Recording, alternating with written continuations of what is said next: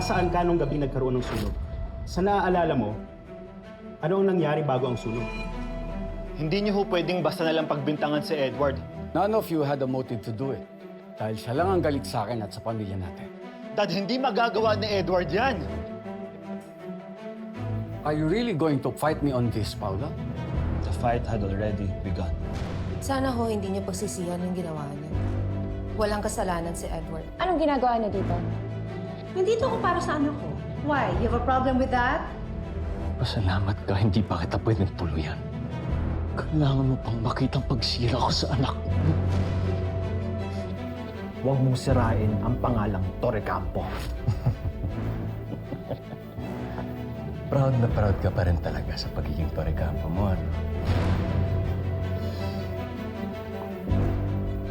Saan ka kaya pupulutin kapag nawalang pangalan na yun sa'yo? What do you mean?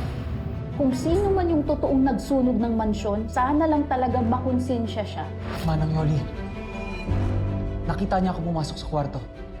Ma'am Marge, anong ginagawa niyo dito? I think I may have a solution para ma-dismiss ang kaso niya. Siguradong iaatras ni Sir Greg ang kaso at palalayain niya agad si Edward kapag nalaman niya yung totoo.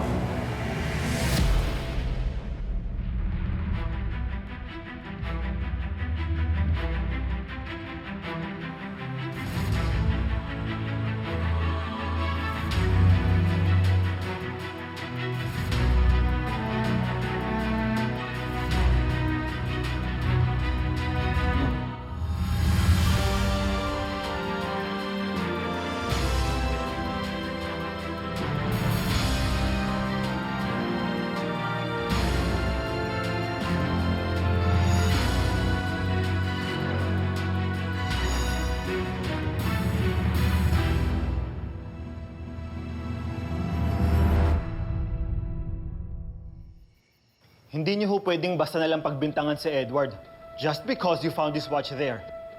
If so, kasuhan niyo na ho lahat ng may gamit doon, which is all of us. None of you had a motive to do it. Siya lang. Dahil siya lang ang galit sa akin at sa pamilya natin. I don't think i-risk ni Edward yung pamilya niya. Lalo na si Ashley. That's a perfect excuse, isn't it? Andon ang pamilya niya nang mangyari? Of course. He'd have a plan about that. That's ridiculous. Dad, hindi magagawa ni Edward yan. Are you really going to fight me on this, Paula? Yes, Dad. Dahil hindi na ho tama yung ginagawa niyo.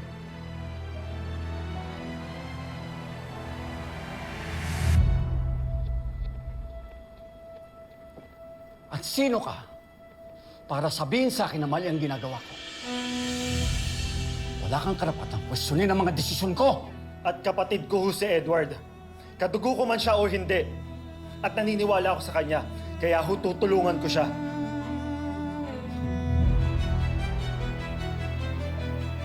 Careful, Paula. You better shut up now and pick the right side. Kung ayaw mong matulad sa bastardong Edward na yon. No, Dad. You be careful. Iilan na lang ho kaming pamilya niyo.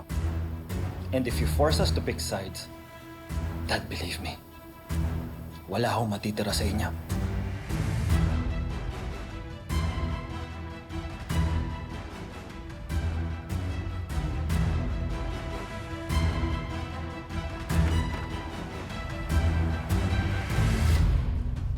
Sana ho hindi niyo pagsisihan yung ginawa niyo. Walang kasalanan si Edward. At alam kong alam mo yun.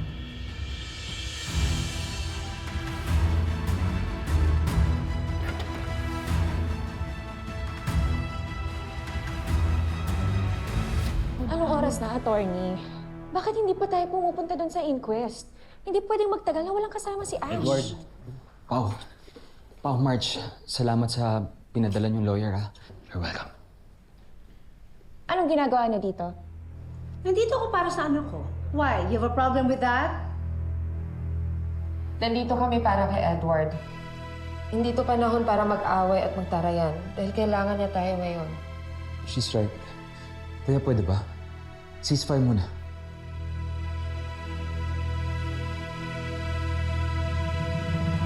Ibig sabihin po ba nun, kumakampanya nakakampi po siya sa kanyang kapatid at hindi sa kanyang ama? Hindi ito kung sino ang dapat kampihan. Pero naniniwala si Mr. Paulo Torrecampo sa kanyang kapatid. At gagawin niya ang lahat para mapawalang sala ito. Yes ba? Yan ang kabit mo.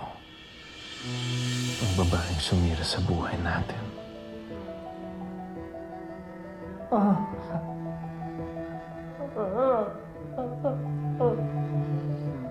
Yan ang anak niyo. Ang taong ibabagsak ko at sisirain ko.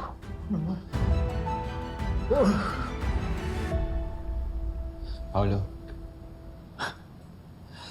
nilinaw mo sa press na hindi mo kinakampihan si Dad. Hindi ka ba natatakot na mag-away kayo?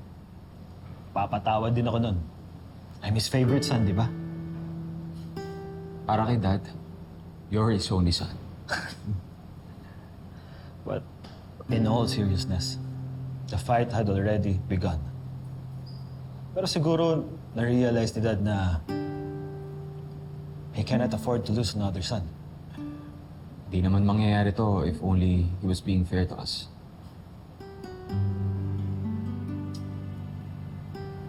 You know what?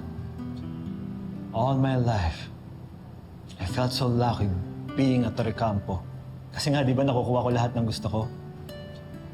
Pero, gagamitin ko ang apelyido ko ngayon to do something good. At ikaw ang unang makikinabang doon, ha? Salamat po. Tanggalin natin yan.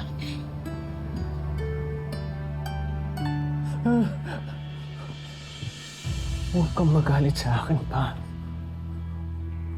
Hindi ako gumawa ng kasalanan na to. Hindi ako ang gumawa ng kasalanan na to. Kayo na. Kayo na at nakapit mo.